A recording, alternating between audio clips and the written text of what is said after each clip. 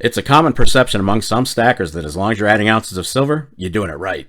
But many also adhere to the theory that if the economy tanks, it's going to render an ounce of silver to just that, an ounce of silver, no matter what's on the obverse or reverse, where it was minted, or the premium paid for it. But SHTF aside, is there a right way or wrong way to stack silver? Well, everyone's different, and not all strategies apply to a general audience, but there are advantages and disadvantages to each type of silver. We're going to talk about that and a lot more, so make sure you stay tuned.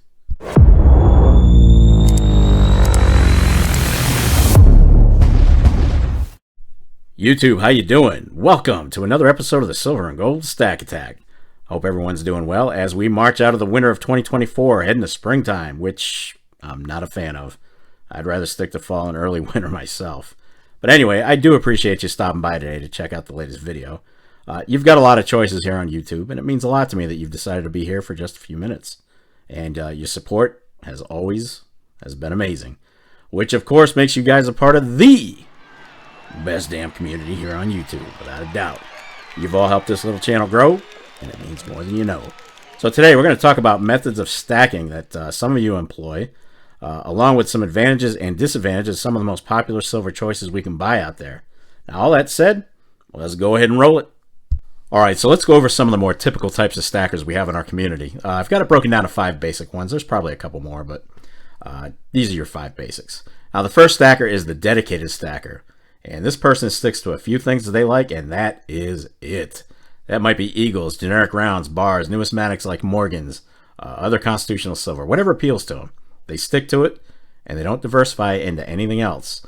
They don't have a bunch of singles of anything sitting around. They like to collect by the tube. Now, these folks are more common than you might think, and I do personally know a few. Next up, you've got the World Traveler. These stackers are less common, and they're more collectors than stackers, but they absolutely love their world silver. They'll stack any country as long as the stuff has some silver content. And they rarely go outside their comfort zone as numismatic collectors, and they absolutely love digging through bins at coin shows for something they don't have. You can include me in that category. It's one of the things I love doing. Next, we have silver bar stackers.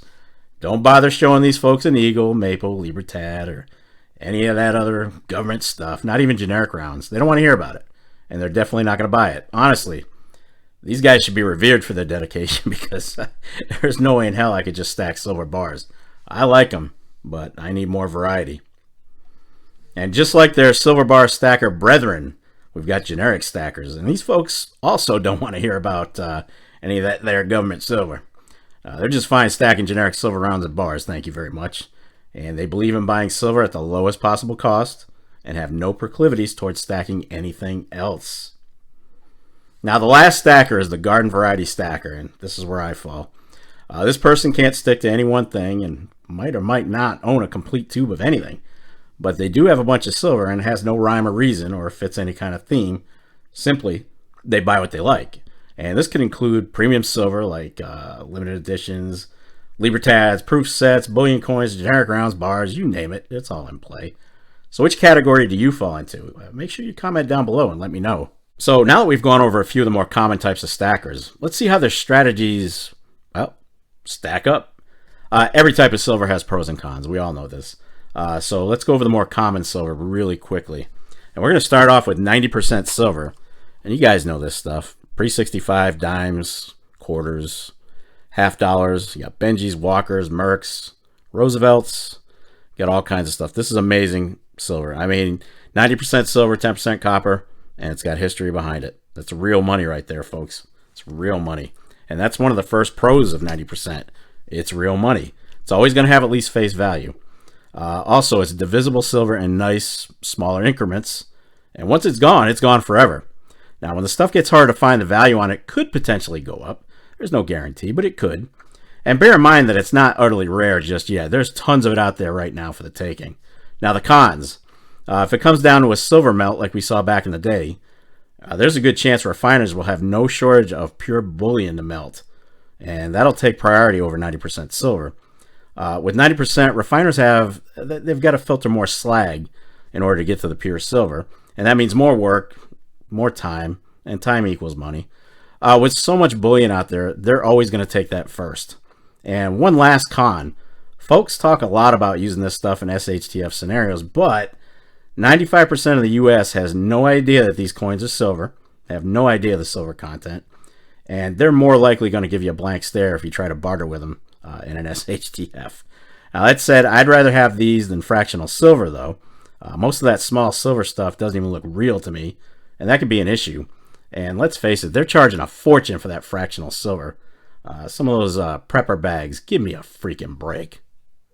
What are you? An idiot sandwich. Idiot sandwich what? An idiot sandwich, Chef Ramsay. Next up, we have silver bars, like this beautiful Germania 10-ounce bar. These are amazing. I call these generic silver with a premium. Seriously.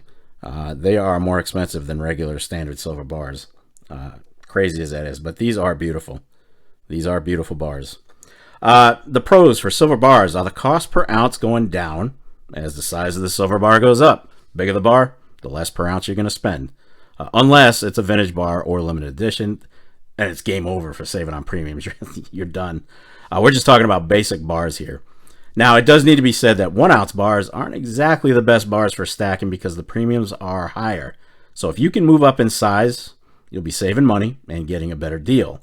But an advantage of 1-ounce bars is that you can liquidate smaller sizes of silver without tapping into your larger bars if needed. So there's definitely a good argument for having some. Now, my personal favorite silver bar, if you guys know me, it's the 10-ounce. I love them. I love the 10-ounce bars, and I definitely stack them. But the big con on bars, they're insanely counterfeited. At least the 1-ounce ones, the 1-ounce versions are. So liquidity can take time, or it could be an issue altogether. The Chinese have definitely honed in on the 1-ounce bars. They're killing them. And every manufacturer, every mint, you name it, they've faked it. They don't generally mess with anything larger than 1 ounce, but there have been a couple of bigger fakes out there. Moving on to World Silver. And the pros for World Silver is you get exposure to historical coins from all over the world with some commemorating famous events or people. Seriously, this stuff can be some of the most beautiful silver you'll find out there, with a ton of countries and designs to choose from, like this. We got 10 rubles from Russia. Look at that. That is an awesome coin. 10 rubles right there. And you can see the hammer and sickle. This is some old school stuff right here. 1980. It's an Olympic commemorative. Little bit just short of a full ounce at 90% silver. Beautiful Russian coin. And then you've got this one here, this beast. This is a Jamaican $10. Proof, 1974. Pretty limited too. But this is another one. If you don't recognize who that is, Sir Henry Morgan, if you're a rum drinker, you know who he is. That's old Captain Morgan himself. And just one more, you get stuff like this one. I just picked this one up at the last coin show. Another beast of a coin. This thing's huge. This is the 25th wedding anniversary for Queen Elizabeth. Beautiful stuff. Beautiful stuff. But the big con for this stuff, it's the fact that you're just not getting as much silver for the money, since the majority of these coins aren't quite a full ounce, with a few exceptions, and the premiums tend to be higher. They really do, and that's for a lot less silver for the price. Now, these are fun to collect. Absolutely, they are fun to collect. They're beautiful, but they are not the most economical silver to stack. All right, now we're on to government-backed bullion, and the pros are strong. Number one, it's recognized around the globe, and the purity is backed by the issuing nation. You have the Eagles, the Silver Eagles, is the most popular coin in the world, but you also have some really solid stuff out there, like the Canadian Maples, British Britannias, even though I'm pissed off at them, and of course the more expensive Libertads, and you've got the cheaper ones like the Kangaroos and the Phils. It's just really, really solid stuff. Now, another pro, they're easily verified and highly liquid. Nobody's going to mistake these, even though you do have to be careful because they have been faked, but the fakes are pretty bad. I mean, the naked eye, you can tell that they're fake. It's not hard. Now, the con, the higher premiums that you could potentially lose in a sale depending on where silver price is in comparison to what it cost you to buy it. So if you sell at the wrong time, you're going to get slammed. I mean, Silver Eagles right now, I think the average dealers are paying 4 over spot, maybe, on average, according to today's date. So if you've got 30 into them and you're only getting 4 over spot, which is like 26 right now, or 22 plus the 4, be about 26 bucks on each eagle. And if you're over $26, you're losing money. So there's a lot of pros and cons. You're probably not going to get back what you have into them unless you got them at rock bottom prices. So just keep that in mind. And last, we're up to generic silver. And the main pro for this stuff is this: cost. It's the cheapest way to stack silver. Add weight to your stack and keep your dollar cost average down. Seriously, some stackers are only going to buy generic silver. And don't even try to talk them out of it. You're not going to, it's a waste of your time. Just save your breath. They're going to buy generics. They're going to live and die by them. But the con is a big one. And that's the fact that if you try to sell your generic silver during a doldrum time for silver price, like the last couple of years we've been in, well, you might get less than spot or right at spot. And depending on what you spent on that silver, you're going to take a loss. Generic silver is by far the quickest and cheapest way to build up your stack. We know this. But it might not make back what you've got into it, depending on when you sell. Now, if silver were to hit $30 or more, hey, good majority of us wouldn't have to worry about it, since I'd be willing to bet that just about everyone's DCA on generics is far less than that. Now, here's the catch.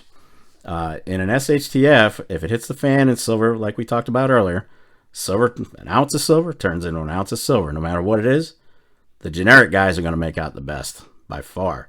They're going to get the most return on that stuff because they don't have a whole lot into it, while the rest of us, who spend all kinds of crazy money on stuff like this, aren't going to get what we could. These are no comparison to generics. These are a huge premium, and that is not a cheap set. But if it hits the fan, that's going to have just as much value as a regular ounce of silver. Crazy, but it's true.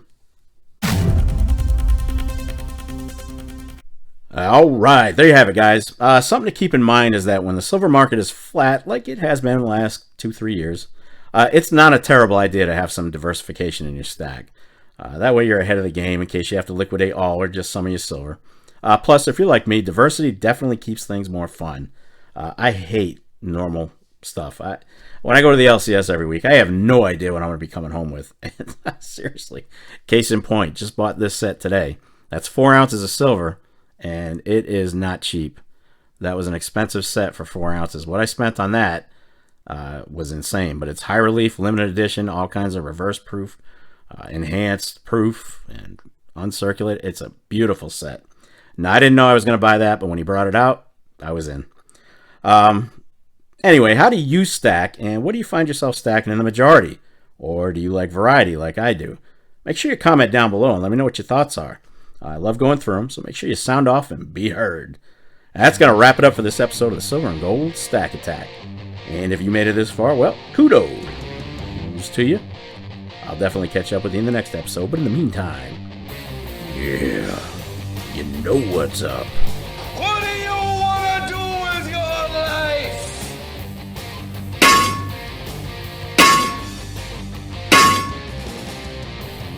Damn right, get stacked. Stay safe and be well, everyone. I am out of here. Peace, folks.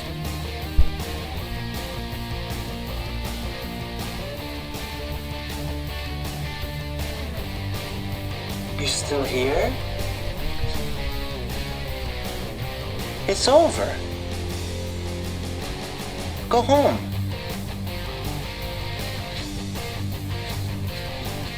Go. Oh, yes. And what was that beginning, middle, and end part again?